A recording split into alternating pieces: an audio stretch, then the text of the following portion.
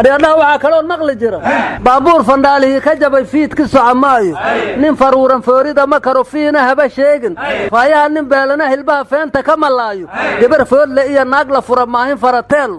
falfalliir badiiraa calool kuma fayaabaato fayraha nin beelana hadhow orod ma fadaleeyo fiijaan qaxwaa feere miranfaax ma kala siiyo war madaxweyne xasan sheekh maxamuud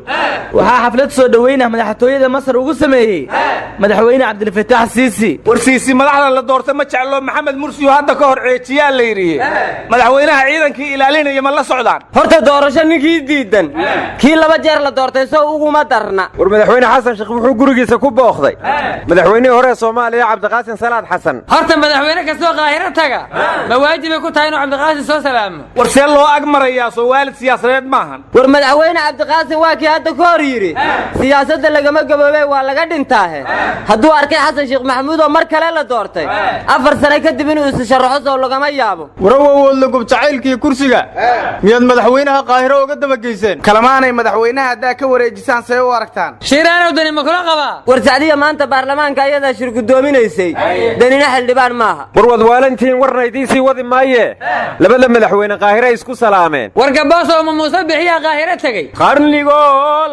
20 ano qayla doon raba qaahira kalgacayl tagay ya kala qorshayn karaa ya dheegi jari war madayo waxaad ka tagtay qorraxdii dhacdayba qisay subixi keenta ariyadhaha ra'iisul wasaarihii laga korahayo inuu golihii wasiirada ku dhawaaqo ma iscasile dagaalkii Soomaali galbeed safkoorka galay aaga warawood la gubsay wax idinka noqdeen wararta golaha wasiirada haddaan laygu darayn ma la iska daayo hore miyaanan idin dhihin qoodada haweenka haddii laga tago waxba socon maayaan aaga oo geel beesha shamshoysa oo adigaaba gowska ku haya war cadkaanoo ku cunay ama ku ciidayaan maqli jiray ariyadhaha dad waalana tihin waxna laydiin ma sheegi karee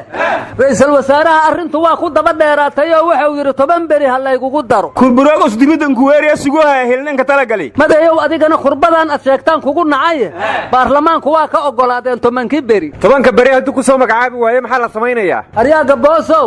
dantu eebba malaahe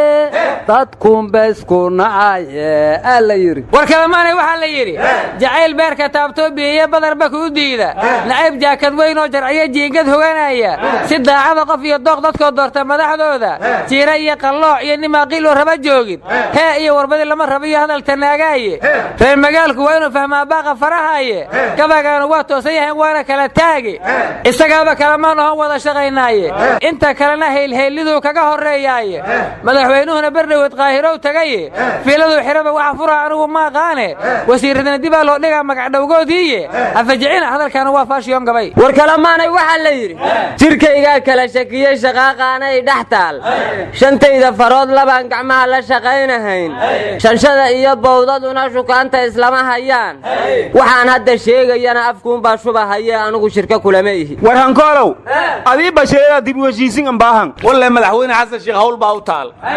Soomaaliya heshiisa dunidana la heshiisaan ka shaqaynayaa waa kii yiri dadaan jirkooda iyo laftooda heshiisayna soo baxay waa kuwa war axmedow shukaansiga yeelkadiisa sulwaalkii markaan shirkownay haddana shaarkiyaan dagaalnay habadadeen waa dabadadeen warawu wiil gub shirif ya dhaanta waa shirke shaqaystaa shalayna miyaa ladin odhan horta hebel maradiisu lama heshiisaan waa maqli jiri warba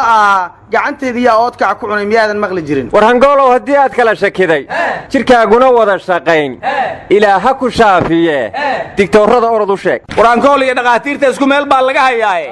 nin siyaasad dhabayloo xarkaheeda dhigaya iyo dhakhtar daawo gadaaba dhagar waa u diyaar miyaadnaan maqal oo iyaga dhibka keeno dadka dhiigga ka miirtay miyaad leedahay